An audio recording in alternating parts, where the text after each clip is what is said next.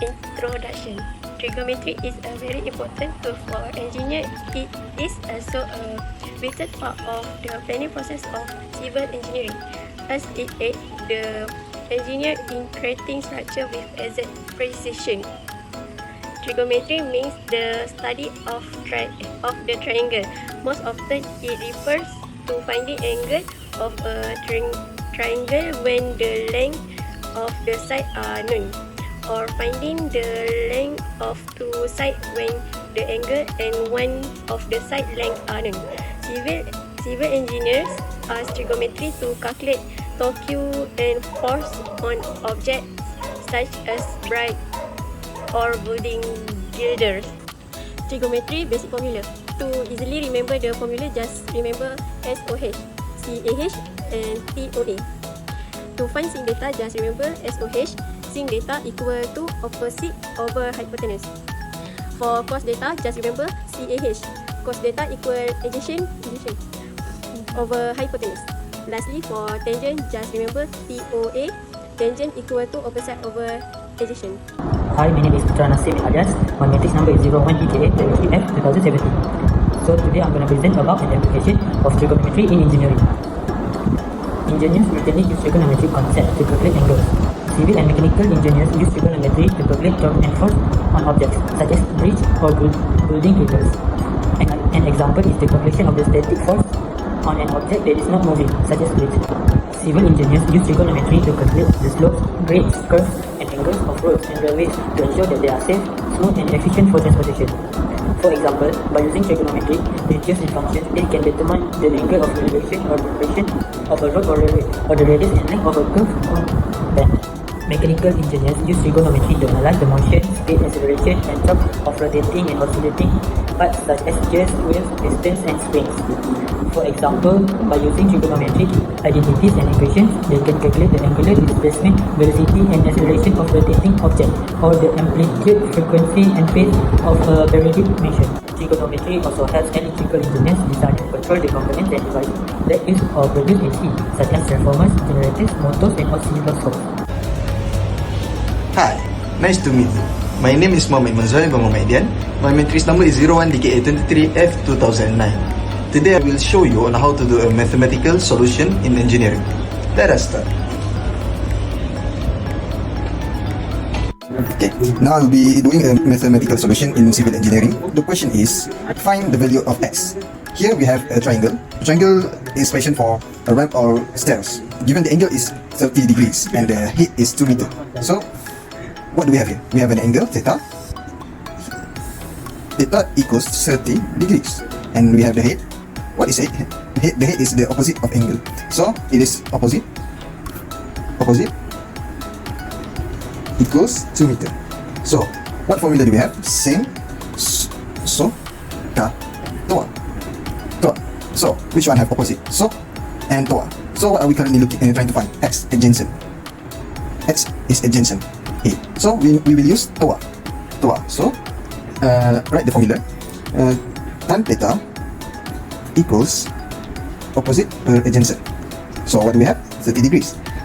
We put tan 30 equals opposite to A. What is A? A is x. To find x, we need to replace the x in the tan theta place and tan theta place into x. For example, we can do it like this. To transfer to the left side, to tan 30 degrees equals x, or you can change sides. X equals to tan 30 degrees. So here we can use a calculator and find the value of x. X is 1.15 meter. That's how we find the length of the ramp or stair.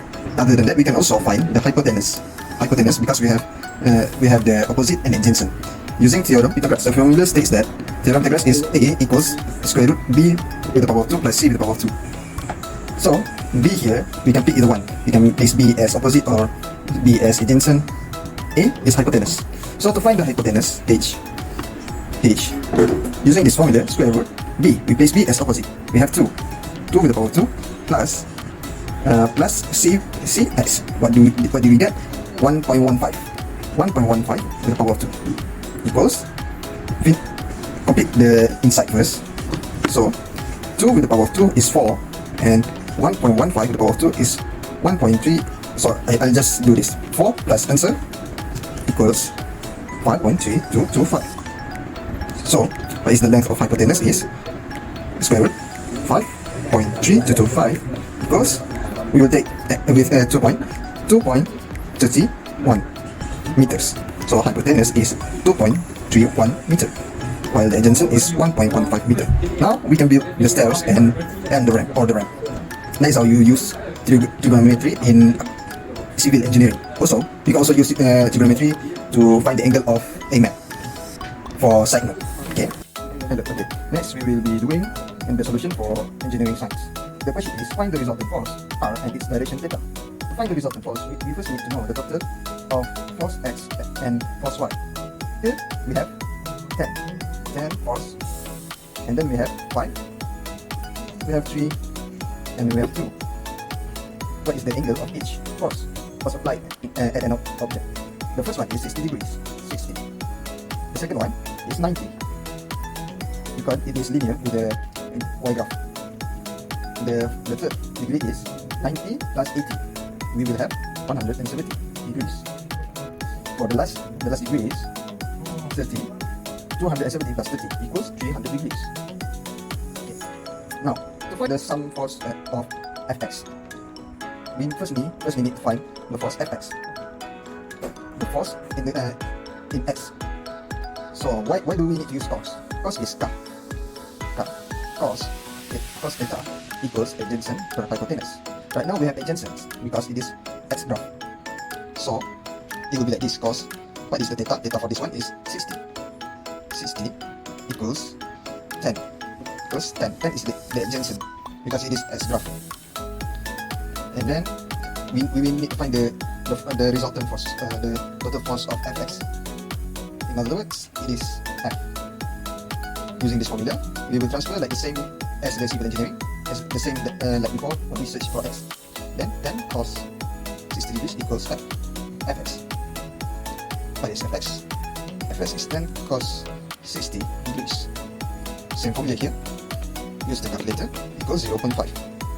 It is positive because it is in the first quadrant. Next is 5 cos 90 degrees equals 5 cos 90 degrees equals 0 because it is linear with the graph y. Next is 3 cos 170 degrees equals negative 2.94. For the last one is 2 cos 300 equals 1. It is positive because it is in the fourth quadrant with the same as in the right side of the graph x. Okay. Next we will find the Fy force. So 10 sine 60 equals 8.66. 8.66.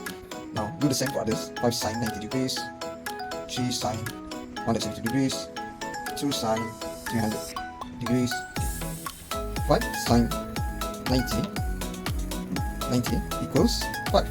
3 sine 170 equals 0.552. Plus is 2 sines 300. You will get it negative 1.73. So now we need to find the total force of x graph and the total force of y graph.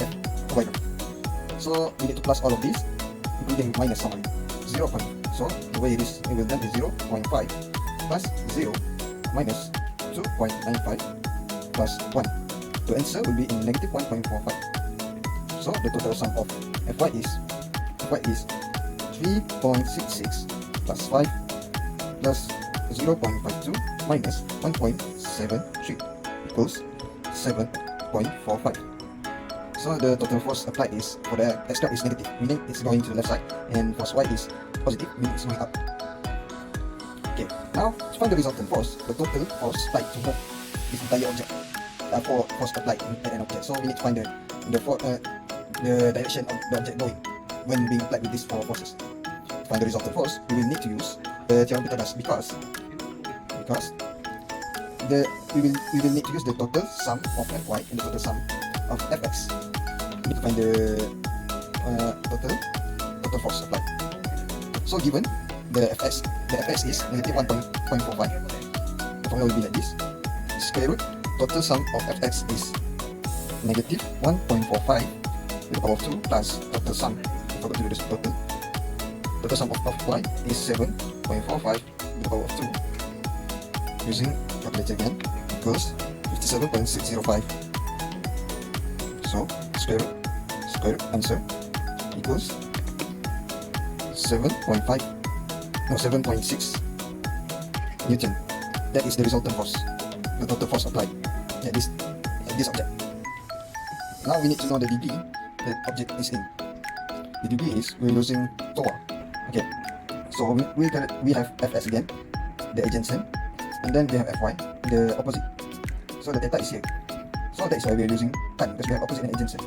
So the way it will be written is like this: tan inverse total sum of Fy of x. The sum is Fy is 7.45 divided by 1.45. Negative should be added. It's just the direction of the object, the force. So using it again equals, the degree will be in 78.99 degree. So now we have the direction of the object. Okay, that is all for me. That is how you use trigonometry in engineering. Thank you for listening. Hi and Assalamualaikum. My name is Muhammad Al-Najmi Medman. My metric number is 01DKA23F2002. In conclusion of our presentation, mathematical and scientific calculation are crucial in engineering for several reasons. First is problem solving. Engineering involves solving complex problems, and mathematical and scientific calculation provide the tools to analyze and address these challenges effectively. Second is design and analysis. Engineers use mathematical models and scientific principles to design and analyze systems, structures, and processes. This ensures that designs meet requirements, are safe, and perform optimally.